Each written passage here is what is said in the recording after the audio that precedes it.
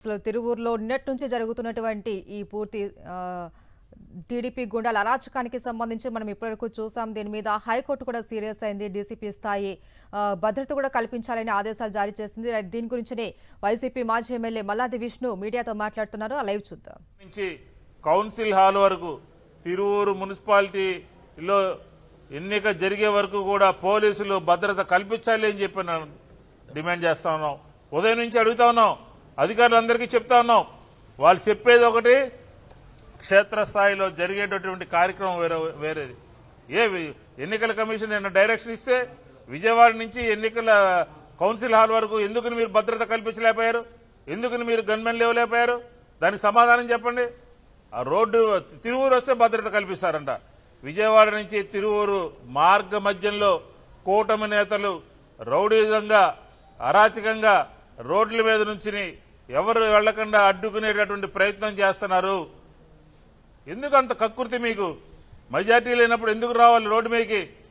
పోలీసులను అడ్డం పెట్టుకుని కౌన్సిల్ సంపాదించాలని ప్రయత్నం చేస్తున్నారా?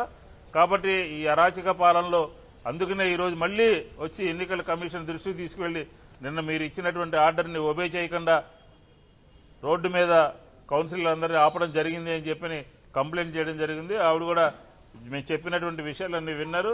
పోలీస్ యంత్రాంగంతో అధికారి కలెక్టర్ గారితో వాళ్ళతో మాట్లాడుతూ ఉన్నారు.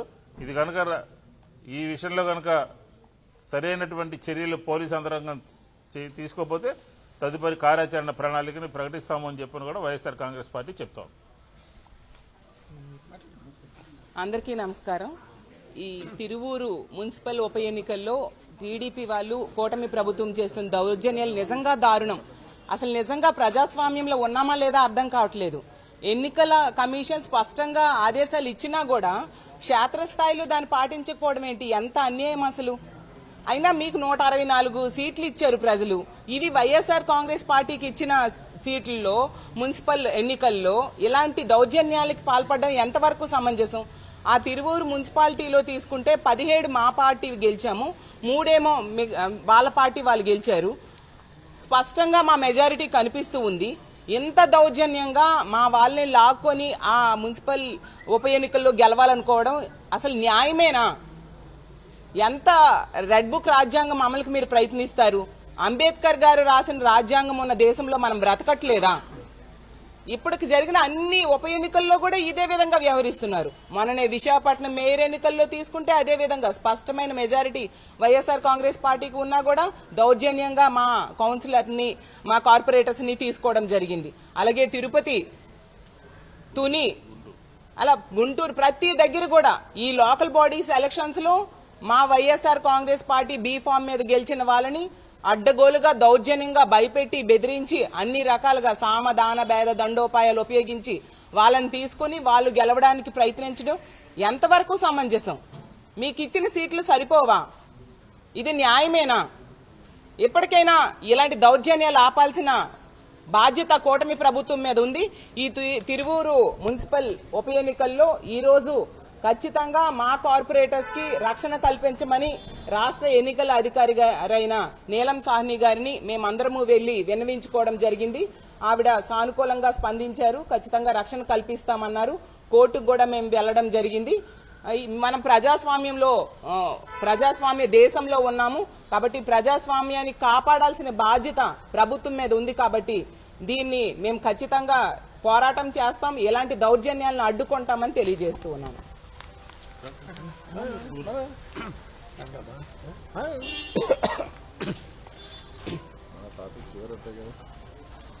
రాష్ట్రంలో తెలుగుదేశం కూటమి ప్రభుత్వం అధికారంలో వచ్చిన రోజు నుంచి కూడా ప్రజాస్వామ్య విలువల్ని తుంగలో తొక్కి ఎక్కడ ఎన్నికలు జరిగినా కూడా ఉప ఎన్నికలు జరిగినా కూడా ఆ ఎన్నికల్లో అక్రమ మార్గాన ఏదో ఒక విధంగా గెలవాలనే తలంపుతో వాళ్ళు చేస్తున్నటువంటి ప్రయత్నాలన్నీ కూడా ఎప్పటికప్పుడు వ్యవస్థల్లో కీలకమైనటువంటి వ్యవస్థలుగా ఉన్నటువంటి ఎన్నికల కమిషన్ కానీ న్యాయస్థానాలను కానీ ఆశ్రయించినటువంటి పరిస్థితులు కూడా ఒక్కసారి సందర్భంగా గుర్తు చేస్తా ఉన్నా. నిన్న జరిగినటువంటి ఉప ఎన్నికల్లో రాష్ట్రంలో అనేక చోట్ల అక్రమ మార్గాన్ని గెలిచారు. తిరువురుకు సంబంధించి వైఎస్ఆర్ కాంగ్రెస్ పార్టీకి స్పష్టమైనటువంటి మెజార్టీ. ఎందుకంటే అక్కడ ఖాళీ అయిన పరిస్థితిలో కూడా, ఎందుకంటే వైఎస్ఆర్ కాంగ్రెస్ పార్టీ ఒప్పందంలో భాగంగా మా చైర్పర్సన్ రాజీనామా చేస్తే తిరిగి ఉప ఎన్నికలు జరుగుతూ ఉన్నాయి. 20 స్థానాల్లో 17 స్థానాలు వైఎస్ఆర్ కాంగ్రెస్ పార్టీ గెలిస్తే కేవలం 3 స్థానాల్లో మాత్రమే తెలుగుదేశం కూటమి గెలిచినటువంటి పరిస్థితులు ఉన్నాయి.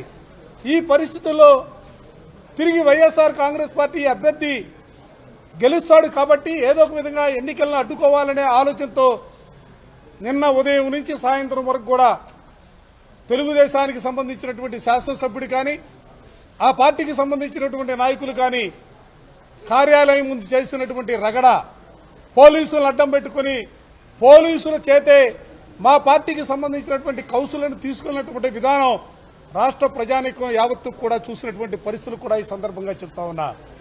నిన్ననే కలిసాం. ఎందుకంటే ఎన్నికల కమిషనర్ గారంటే వ్యవస్థ అంటే అమితమైనటువంటి గౌరవం కలిగినటువంటి రాజకీయ పార్టీగా ఎన్నికల కమిషన్ కలిసి రాష్ట్రంలో జరుగుతున్నటువంటి పరిస్థితులు చెప్పడంతో పాటుగా తిరువురు సంబంధించినటువంటి ఎన్నికల తీరును కూడా వారికి వివరించిన దాని మీద వారు కూడా డీజీపీకి ఉత్తరం రాసినటువంటి పరిస్థితులు మీ అందరికీ తెలుసు. కానీ మేము ఊహించాం. ఎందుకంటే ఎన్నికల కమిషన్ చెప్పినప్పుడు తప్పనిసరిగా పోలీసు డిపార్ట్మెంట్ ఆ ఆదేశాలని తప్పనిసరిగా శిరసావిస్తూనే భావంతో మేముంటే ఎక్కడా కూడా వాటిని అమలు చేసే పరిస్థితులు లేనటువంటి పరిస్థితులు ఉన్నాయి. తప్పని పరిస్థితులు, ఎందుకంటే ఎన్నికల కమిషన్ ఆదేశాలని పాటించాలా. మేము అందుకనే న్యాయస్థానాలు తలుపు తట్టాం, హౌస్ మోషన్ వేశాం. హౌస్ మోషన్ లో కూడా ఈ రోజు గౌరవ న్యాయస్థానం చాలా స్పష్టంగా సూటిగా జీపీని ప్రశ్నించింది. ఇంత స్పష్టమైనటువంటి ఆర్డర్ ఉన్నప్పుడు కూడా ఎందుకు ఈ విధంగా పోలీసులు వ్యవహరిస్తున్నారని